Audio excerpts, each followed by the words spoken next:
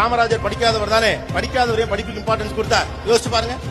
படிக்காத ஒரு மனுஷன் தான் தமிழ்நாட்டுடைய முதலமைச்சர் ஆன பிறகு பிள்ளைகளுக்கு படிக்கணுங்கிறதுக்காக சாப்பாடு கொண்டு வான முதல்ல கொண்டு வந்தார். சாப்பாட்டுக்கு வழி இல்லாத பிள்ளை எப்படா படிப்பான்னு சொல்லி யோசிச்சு அவர் அதுக்காகத்தான் கொண்டு வந்தார் இல்லையா? அதுக்கப்புறம் இந்த சத்து உணவு திட்டம் அடுத்தடுத்து கன்வெர்ட் பண்ணாங்க. ஏன் படிக்காத ஒருவர் ஏன் படிக்க வேண்டும் என்று பிள்ளைகளுக்கு எல்லாம் ஆசைப்பட்டார். படிக்காத என்னாலே இவ்வளவு செய்ய முடியும்னா என் பிள்ளைங்க எல்லாம் படிச்சா என்னெல்லாம் செய்வாங்கன்னு அவர் கண்ட கனவுதான் இன்னைக்கு முன்னால உட்கார்ந்துருக்க இத்தனை ஆயிரம் பேரும். போய் வடநாட்டுல கேட்டு பாருங்க. வறுமை இருந்தா பிள்ளைய வேலைக்கு கூட்டிட்டு போயிருவான், வறுமை இருந்தா செங்கச்சோலை கூட்டிட்டு போயிருவான், வறுமை இருந்தா ஆணி அடிக்கிறது கூட்டிட்டு போயிருவான். உசுரே போனாலும் பிள்ளைய படிக்க வைக்க நினைக்கக்கூடிய அப்பனாத்தா இருக்கிற ஸ்டேட் தான். ஏன்? why the final destination for parents here is education.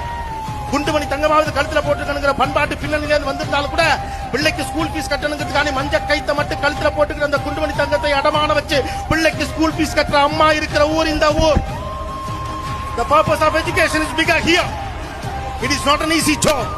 Social மீடியால விளையாட்டுத்தனமா படிப்பு